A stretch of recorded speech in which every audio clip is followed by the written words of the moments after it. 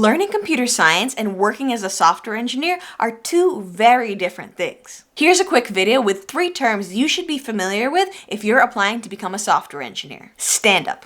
A stand-up is a quick progress check meeting, usually held by a product manager. In this meeting, all of the necessary stakeholders and engineers who are working on the product report back on their progress since the last meeting and share any blockers. These meetings are usually held daily to ensure that progress is being made at a relatively quick pace. These meetings are supposed to be quick, no more than 15-minute check-ins. Blockers.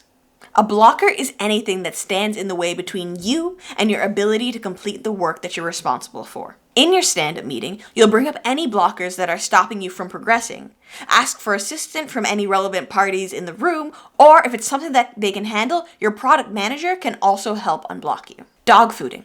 Dogfooding is when a group is gathered to test a new feature before it's released. Sometimes this is done on a call, synchronously, and sometimes it's done asynchronously via Slack or a spreadsheet. The purpose of this is to try and identify any bugs or unexpected behavior before users interact with the product for the first time. This will ensure that any drop in metrics or negative results are only the result of issues with the feature itself or its design, and not the result of a bug that was accidentally released with the feature. And those are 3 quick terms that you should be familiar with if you're applying to become a software engineer. If you enjoyed this shorter style of video, leave a like or a comment down below so that I know. And if you want to see what I wish I knew before becoming a software engineer, click here, and I'll see you in the next one. Bye.